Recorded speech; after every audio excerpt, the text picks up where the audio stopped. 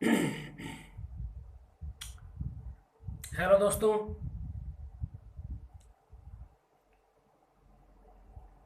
आज हम लोग शुरू करते हैं इंग्लिश। ठीक है,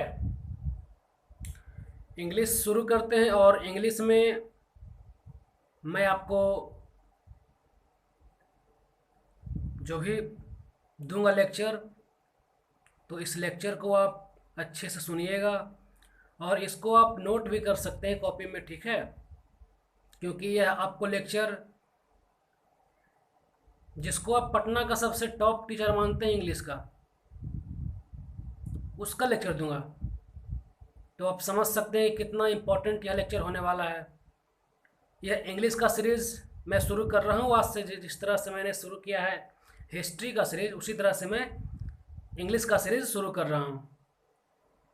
तो मैं शुरू करता हूँ। ठीक है, बिना ज़्यादा गप सप किए मैं शुरू करता हूँ।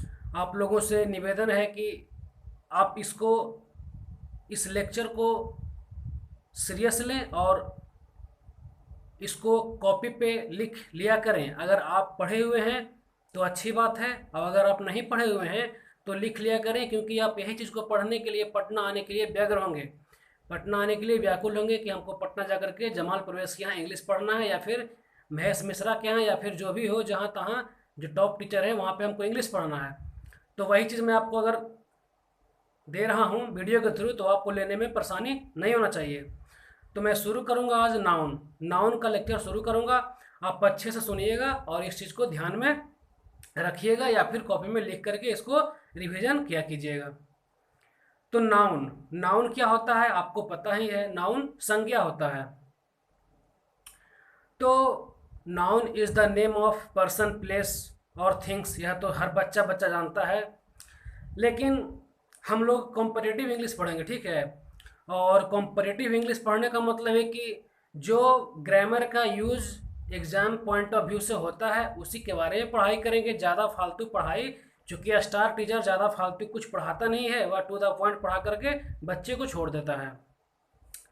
तो हम लोग शुरू करते हैं। ठीक है, पॉइंट वाइज पॉइंट हम आपको बताते जाएंगे। आपको इच्छुक होंगे तो आप अपने उस चीज़ को कॉपी में नोट कर सकते हैं, क्योंकि मैं बोलूँगा स्लो स्लो, तो आपको लिखने में आसानी होगी। 20 मिनट के आसपास का वीडियो रहेगा यह भी, और इसका सीरीज़ जो है आपको आज से चालू हो जाएगा। सप्ताह में एक दिन हिस्ट्री का दूंगा और एक दिन इंग्लिश का दूंगा, दोनों चलेगा अल्टरनेटिव वे में। ठीक है, शुरू करता हूँ। तो पहला पॉइंट है, हृदय की बातों को अभिव्यक्त करने के माध्यम को भाषा कहते हैं। हृदय की बातों को अभिव्यक्त करने के माध्यम को क्या कहते हैं? भाषा कहते हैं। मतलब अपने अंदर छुपी हुई बातों को सामने वाले को स्पष्ट वे में पता चले, मेरे अंदर क्या बातें छुपी हुई है, तो उस बातों को जब हम जिस वे में अभिव्यक्त करते हैं ना अगला के सामने, उसे ही क्या कहते हैं? भाषा कहते हैं। ठीक है, English is the mixture of every language. English क्या है? तो English is the mixture of every language. Grammar तीसरा पॉइंट है, मैं पॉइंट वाइज पॉइंट आपको बता रहा हूं। ठीक है, तीसरा पॉइंट है, ग्रामर इज द रूल और law which determine the organisation of sentences and various parts of speech. मैंने बोला ग्रामर इज रूल और law which determine the organisation of sentences and various parts of speech. अब आप बच्चे हैं नहीं, आपको सेंटेंस वाइज सेंटेंस या पॉइंट वाइज पॉइंट समझाने की आवश्यकता नहीं पड़ेगी, क्योंकि आप ऑलरेडी या तो अंडर ग्रेजुएट होंगे या फिर आफ्टर ग्रेजुएशन आप इस चीज़ की पढ़ाई कर रहे होंगे। तो आप में कम्पटिटिव इंग्लिश पढ़ने का काबिलियत तभी ही आ पाएगा जब आपको ये सब चीज़ें बिना समझाए समझने के अंदर में ताकत होनी चाहिए। ठीक है, क्योंकि आप स्टार के पास जाओगे जहां मैप, या आप पढ़ना चाहते हो कि एकदम फेमस क्या जा करके पढ़े, तो वहाँ पे आपको समझने के लिए टाइम क्लास में, चूँकि वह खुद मैंने देखा है बड़े बड़े स्टार को, वो खुद स्पीच देते हैं, आपको सिस्टम पे लैपी में जीबी में आपको सेट रखेंगे और उसी सेट का आपको लेक्चर देंगे, आधे घंटे का, पौन घंटे का, फिर आपको छोड़ देंगे। फिर आपको डॉट भी क्लियर नहीं करेंगे, आपको डॉट के लिए भी पूछने से पहले 10 मिनट तो सोचना पड़ा कि अगर मैं डॉट पूछता हूँ तो फिर क्या होता है, कहीं मुझे वहाँ पे उसका पनिशमेंट भी ना भोगना पड़े, क्योंकि आपको डॉट ऐसा वो लिखाते ही हैं इतना सिंपल वर्ड्स में, इतना सिंपल सेंटेंस में कि आपको डॉट का कहीं कोई आवश्यकता ही नहीं पड़ता है, आप डॉट खुद से ही क्लियर कर सकते हो। तो आप वही चीज़ यहाँ पर देख करके चलना है कि जो ही मैं सेंटेंसेस या पॉइंट्स बोलूँगा वह पॉइंट्स आपको ऑलरेडी माइंड में रन करना चाहिए उसी टाइम में कि क्या बोला जा रहा है सामने वाले के द्वारा। तो मैंने बोला ग्रामर इज रूल और law which determine the organisation of sentences and various parts of speech. अगला पॉइंट है, यदि इंग्लिश को छोटे से छोटे भागों में विभक्त किया जाता है तो जो सबसे छोटा अंश प्राप्त होता है उसे अल्फ़ाबेट कहते हैं। सिंपल सा है, आप लोग भी जानते होंगे कि अगर हम इंग्लिश के सबसे छोटा से छोटा जो पार्ट होता है, भाग होता है, उसको हम लोग क्या कहते हैं, उससे हम लोग अल्फ़ाबेट कहते हैं। और अल्फ़ाबेट पता ही है, A to Z में ABCDEFGH जो भी हो 26 अल्फ़ाबेट होते हैं ना, तो उसमें से आप जो भी ले लोगे क्या हो जाएगा, वो सारे के सारे क्या अल्फ़ाबेट हैं। अगला पॉइंट हम आते हैं, बस ध्यान से सुनिएगा और इस चीज़ को आप कॉपी में लिख सकते हैं। बहुत ही साधारण शब्दों में आपको बता रहा हूँ, क्यों फालतू का पैसा खर्च करेंगे भाई पढ़ने के लिए पटना करके। मैं बता रहा हूँ ना कि यही चीज़ आपको वहाँ पढ़ाएगा, इसी तरह से बोलकर पढ़ाएगा। आप डिट्टो इस चीज़ को आप अपने सीनियर से, अपने भाई से, अपने दोस्त से या फिर अगल बगल जो भी क्लासेस किया होगा, स्टार किया, उनसे पूछ लीजिए कि कैसे पढ़ाता है पटना में लोग। बस तो फिर क्यों 5,000 10,000 रुपये खर्च करेंगे, फालतू का पैसा जाएगा, समय भी वही लगेगा, सीखना भी इसी तरह से है। तो क्यों ना मेरे साथ आप इस चीज़ में इंटरेस्ट लें। ठीक है, आगे बढ़ते हैं। जब एक से अधिक अल्फ़ाबेट आपस में मिलते हैं, जब एक से अधिक अल्फ़ाबेट आपस में मिलते हैं और उनसे कोई अर्थ निकलता है, ऐसा नहीं कोई भी अल्फ़ाबेट जोड़ दिए और सेंसलेस है, उसका कुछ मीनिंग ही नहीं निकल रहा है, तो ऐसा नहीं होना चाहिए।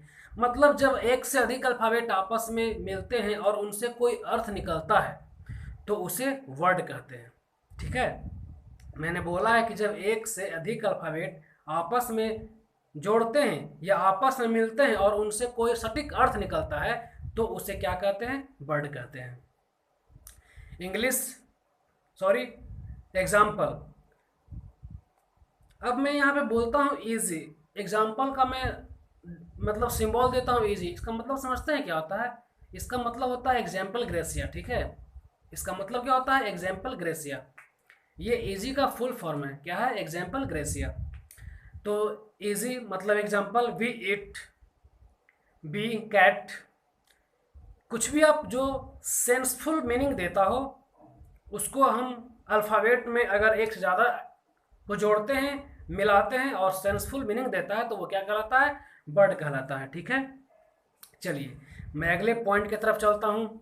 आप लोगों को समझ में आ रही होगी मेरी बातों, तो मेरी बातों को इसी तरह से सुनिए ध्यान से और मैं आगे बढ़ता हूँ। आप लोग इसको लिख सकते हैं कॉपी में, कोई भी दिक्कत नहीं है, क्योंकि यही चीज़ आपको मैं बार बोल रहा हूँ कि आपको यही चीज़ आपको वहाँ पे भी लिखवाया जाएगा जहाँ पे आप जानने के लिए मनसा बनाए हुए माइंड में कि आपको वहाँ पे जाकर पढ़ना है। तो कोई फ़ायदा नहीं है, आप मेरे साथ रहिए, मेरे साथ जुड़िए, मेरे चैनल को सब्सक्राइब कीजिए, मेरे साथ हमेशा इसी तरह से पढ़ते रहिए। जब एक से अधिक वर्ड, अगला जो पॉइंट है, जब एक से अधिक वर्ड आपस में मिलते हैं और उनसे कोई अर्थ निकलता है तो उसे सेंटेंस कहते हैं। जब एक से अधिक वर्ड आपस में मिलते हैं और उनसे कोई अर्थ निकलता है तो उसे सेंटेंस कहते हैं। जैसे वी लव इंडिया, सिंपल सा है, आप लोगों को दिक्कत नहीं होनी चाहिए। अगला पॉइंट है, वाक्य के 3 प्रमुख अंग होते हैं। वाक्य के 3 प्रमुख अंग होते हैं। अब देखिए, इंग्लिश हिंदी का मिक्सचर है, नोट जो है इंग्लिश हिंदी का मिक्सचर है, तो समझने में परेशानी नहीं होना चाहिए, क्योंकि जितना ज़रूरी जानना इंग्लिश है उतना ही ज़रूरी जानना हिंदी है, तो सरल लैंग्वेज में दोनों को मिक्स करके आपको समझाया गया है, आपको बताया गया है। इसी तरह से लोग पढ़ाते भी हैं, ठीक है। चाहे वह जमाल परवेज के यहाँ आप जाइए, एक्चुअली मैं जो पढ़ा रहा हूँ, जो नोट आपको बता रहा हूँ, वह जमाल जमाल परवेज का ही है। तो आप पटना के बाद टॉप टीचर में आते हैं, आप उनके यहाँ पढ़िए, तो आपको यही चीज़ मिलेगा एकदम सेम टू सेम। जो मैं कॉपी करवाऊंगा ना, वही कॉपी आपको वहाँ पे मिल जाएगा। मत डरिए, मत भागिए, मत जाइए पढ़ने, वहाँ मैं बोल रहा हूँ उनसे पढ़िए, और उनसे वही चीज़ मैं दे रहा हूँ, तो क्यों वहाँ जाकर पैसा बर्बाद करेंगे। पटना में वही चीज़ होता है, बेगारी हो जाएगा, ठीक है। बस मेरे साथ जुड़िए, पढ़िए, सब्सक्राइब कीजिए चैनल को, और मेरा भी फायदा कीजिए, ठीक है। चलिए आगे आते हैं। वाक्य के 3 प्रमुख अंग होते हैं, सब्जेक्ट, वर्ब, ऑब्जेक्ट, ठीक है। तो अब हम लोग आते हैं सब्जेक्ट किसे कहते हैं। थोड़ा फास्ट खींचूंगा क्योंकि ये सब चीज़ें बहुत सिंपल है, जो आप लोग पहले से ही जानते हैं। हम जिसके विषय में बात करते हैं, हम जिसके विषय में बात करते हैं, या जो कार्य को करने वाला होता है, डूअर, हम जिसके विषय में बात करते हैं, या जो कार्य को करने वाला होता है, जिसको हम लोग डूअर बोलते हैं, तो उसे क्या कहते हैं, सब्जेक्ट कहते हैं। हम जिसके विषय में बात करते हैं, या जो कार्य का करने वाला होता है, जिसको हम लोग डूअर बोलते हैं, ठीक है, उसे क्या कहते हैं, सब्जेक्ट कहते हैं। जैसे India is the best, Ram killed Ravana. India is the best, Ram killed Ravana. Verb पहला तो आपको देख लिए, सब्जेक्ट, दूसरा क्या आता है, वर्ब आता है। तो वर्ब क्या है, तो वर्ब है जिस शब्द से किसी कार्य के होने या करने का पता चलता है, उसे वर्ब कहते हैं। जिस शब्द से किसी कार्य के होने या करने का पता चलता है, उसे वर्ब कहते हैं। जैसे अशोका वाज ग्रेट, तो यहाँ पे जो वर्ब का इंडिकेशन है वह क्या है, वाज है, ठीक है। हनुमान हेल्प्ड राम, हनुमान हेल्प्ड राम, तो यहाँ पे वर्ब क्या है, हेल्प्ड है। इसमें ही वर्ब के टाइप्स होते हैं, ठीक है, बट यहाँ पे आपको डायरेक्टली वर्ब जानना है, वो आगे बताया जाएगा। जब मैं आगे लेक्चर दूंगा तो आगे उसमें पता चलेगा कि वर्ब के भी कितने टाइप होते हैं और ये कौन सा वर्ब है, ठीक है, मेन वर्ब है या ऑक्सिलरी वर्ब है, तो अब उसका चर्चा चलेगा आगे। बट यहाँ पे आपको सीधे जानना है क्या चीज़, वर्ब के बारे में। तो वर्ब यहाँ पे कौन सा हो जा रहा है, अशोका वाज ग्रेट, और तो वहाँ पे वाज हो गया, यहाँ पे क्या है, हनुमान हेल्प्ड राम, तो यहाँ पे हेल्प्ड हो गया, ठीक है। चलिए ओके। तीसरा आता है ऑब्जेक्ट, ठीक है। तो जो किसी कार्य से प्रभावित होता है, जो किसी कार्य से प्रभावित होता है, उसे क्या कहते हैं, ऑब्जेक्ट कहते हैं। जो किसी कार्य से प्रभावित होता है उसे क्या कहते हैं, ऑब्जेक्ट कहते हैं, ठीक है। जैसे we learn English, we learn English, तो इंग्लिश को सीखने से कौन हो रहा है प्रभावित, वी लर्न इंग्लिश, इंग्लिश को हम लोग सीख रहे हैं, तो उसका प्रभाव किससे पड़ रहा है, हम लोग के पड़ रहा है। तो यहाँ पे बी लर्न इंग्लिश में बी क्या हो जाएगा, बी हो जाएगा ऑब्जेक्ट, ठीक है। बी लर्न इंग्लिश, इंग्लिश कौन सीख रहा है, इंग्लिश हम लोग सीख रहे हैं, बी लर्न इंग्लिश, ठीक है। तो यहाँ पे बी क्या है, सब्जेक्ट नहीं है, ठीक है, बी क्या है, ऑब्जेक्ट है। क्योंकि जो इंग्लिश हम सीख रहे हैं तो उसका प्रभाव किससे पड़ रहा है, हम पे पड़ रहा है, तो वही ना हम सीखें। तीसरा ऑब्जेक्ट क्या सीखे, ऑब्जेक्ट जो किसी के कार्य से प्रभावित होता है। अब इंग्लिश हो रहा प्रभाव, इंग्लिश पढ़ने से, हमको पढ़ने से, वो उसमें क्या होगा प्रभाव, हम उसको सीख रहे हैं, ठीक है। तो हम लोग को क्या हो रहा है, उसका प्रभाव पड़ रहा है, तो हम लोग क्या हो गए इस सेंटेंस में, बी लर्न इंग्लिश में हम लोग क्या हो गए, उसका ऑब्जेक्ट हो गए सेंटेंस का, ठीक है। अगले पॉइंट की तरफ हम लोग आते हैं। सब्जेक्ट या तो नाउन हो सकता है या प्रोनाउन हो सकता है। सब्जेक्ट या तो नाउन होगा या प्रोनाउन होगा। सब्जेक्ट या तो नाउन होगा या प्रोनाउन होगा। नाउन एक लैटिन शब्द है, नाउन क्या है, एक लैटिन शब्द है जिसका इंग्लिश नेम, जिसका इंग्लिश है नेम, ठीक है। नाउन क्या है, एक लैटिन शब्द है, ठीक है, जिसका इंग्लिश क्या है, नेम, NAME, ठीक है, जिसका इंग्लिश क्या है, नेम, NAME, ठीक है। और हिंदी में नाम, इंग्लिश में नेम, NAME, और हिंदी में नाम। अर्थात जो भी नाम होगा नाउन होगा। ठीक है, आगे बढ़ते हैं। एग्जाम्पल इसका बताते हैं, जानते ही होंगे मोती, गधा, वाटर, लव, पार्लियामेंट, टीटीसी। आगे आइए। जाति के दृष्टिकोण से हम नाउन को 5 भागों में बांटते हैं। जाति के दृष्टिकोण से हम नाउन को 5 भागों में बांटते हैं। Proper noun, common noun, material noun, abstract noun और collective noun. Common noun, proper noun, naming में एक्सचेंज हो सकता है ऊपर नीचे, ठीक है, इस पर ध्यान नहीं देना है। पहला कुछ बोल दीजिए, लास्ट कुछ बोलिए, बस वो 5 नाउन होना चाहिए, ठीक है।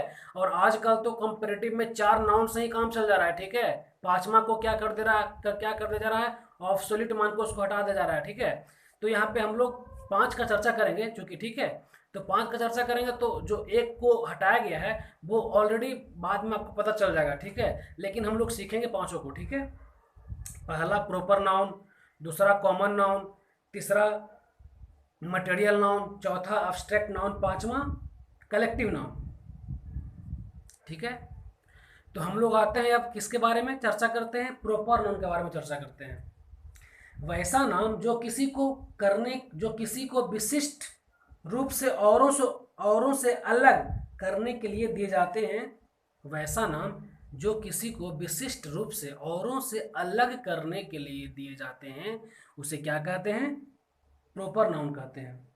वैसा नाम या वैसा नाउन जो किसी को औरों से अलग करने के लिए, मतलब उनको विशिष्ट रूप देने के लिए जो नाम उनको दिया जाता है उसे क्या कहते हैं, प्रॉपर नाउन कहते हैं, ठीक है। जैसे उदय, राम, श्याम, जो भी है, ओके।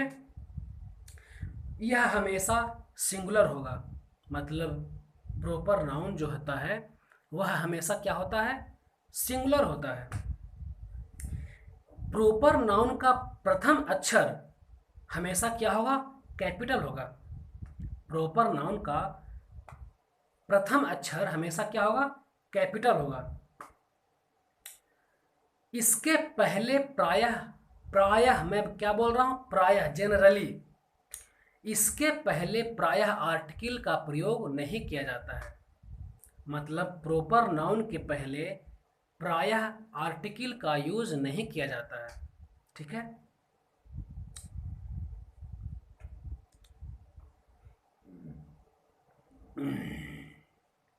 एग्जाम्पल ले लेते हैं। The great poet and dramatistic, the great poet and dramatistic the Shakespeare never had university education. तो यहाँ पे the great poet and dramatistic the Shakespeare, तो यहाँ पे जो द शेक्सपियर लगा है तो यहाँ पे इस द को हम लोग हटाएंगे, क्योंकि मैंने ऊपर बता रखा है कि सामान्यतः प्रॉपर नाउन के पहले आर्टिकल का यूज हम लोग नहीं करते हैं। तो the great poet and dramatistic the Shakespeare, जो द शेक्सपियर लगा है यहाँ पे द को हम लोग हटाएंगे। नेवर हैड यूनिवर्सिटी एजुकेशन, यहाँ पे द शेक्सपियर में द को डिलीट करना था जो मैंने कर दिया। But proper noun will take the if it is used for praising anyone, किसी का प्रशंसा करना, जहां प्रेजिंग आ रहा हो, किसी पार्टिकुलरली प्रॉपर नाउन के बारे में प्रशंसा का बोध हो रहा हो, तो उसके नाम के पहले हम लोग क्या करेंगे, आर्टिकल द का प्रयोग करेंगे। जैसे doctor Kalam can oblique be called the Bhabha of modern India. Doctor Kalam को हम लोग क्या कह सकते हैं, be called the Bhabha of modern India. तो यहाँ पे द भाभा लगा है, तो द भाभा के पहले द इसलिए लगा है क्योंकि कलाम जी को हम लोग क्या कर रहे हैं, इनको प्रेज कर रहे हैं, इनको हम प्रशंसा दे रहे हैं, ठीक है। इनको हम प्रशंसा के रूप में यहाँ पे इनका नाम को इस्तेमाल किया गया है, इसलिए इनके पहले हम लोग द भाभा का यूज कर रहे हैं और यही सच्चाई है। और प्रॉपर नाउन के पहले अगर आर्टिकल का प्रयोग होता है तो इसी जगह पे होता है। तो आज के लिए यहीं तक ठीक है। अब हम लोग यहाँ से आगे अगले वीडियो में बढ़ेंगे। टाइम 20 मिनट का हो गया है। आप लोग से रिक्वेस्ट है, क्योंकि आप लोग मेरे चैनल को सब्सक्राइब नहीं कर रहे हैं, आप लोग मेरे चैनल को सब्सक्राइब कीजिए, अपने सब्सक्राइब कीजिए, अपने आस पड़ोस दोस्त यार जितना भी है सबसे सब्सक्राइब करवाइए और मेरे वीडियोस को देखिए। अरे मन मार के 15-20 मिनट ऐसे बैठ के देख लीजिए एक मर्ती, क्या दिक्कत होगा, बहुत कुछ सीखने को मिलेगा। आपको हम बोल रहे हैं ना बार बार कि आप यही चीज़ पढ़ने के लिए पटना दौड़िएगा, आपको यही चीज़ मिलेगा यहाँ पे सिस्टमेटिक ढंग से, तो आपको परेशानी हो रहा है लेने में ना, नहीं गलत चीज़ है ये, इसको आप इस चीज़ को समझिए, ठीक है। सब्सक्राइब कीजिए, बेल आइकन को प्रेस कर लीजिए, ठीक है, बेल आइकन को प्रेस कर लीजिए, सब्सक्राइब कर लीजिए, दोस्त लोग को भी इन प्रॉम्प्ट कीजिए, ठीक है। इस चीज ऐसा करने के लिए जो बच्चा नया नया अभी 10th 12th कर लिया है और वह इंग्लिश पढ़ना चाह रहा है, वैसे लोगों को जोड़िए इससे, क्योंकि यह सीरीज चलेगा और ये पूरा इंग्लिश ख़त्म करेंगे इस तरह से। जब भी ख़त्म हो 5 महीना 6 महीना, चूँकि हम भी पढ़ने वाले हैं तो सप्ताह में 2 से 3 वीडियो डालेंगे, तो उस अवस्था में धीरे धीरे लेकिन करेंगे। इस चीज़ को ध्यान रखिए, जो स्टार आपको जमाल प्रवेश जी दे रहे हैं वही चीज़ हम दे रहे हैं, तो इसको आप लीजिए और ध्यान दे करके आप इसको सुनिए। चलिए ठीक है, फिर अब रखते हैं, बाकी का लेक्चर नेक्स्ट वीडियो में।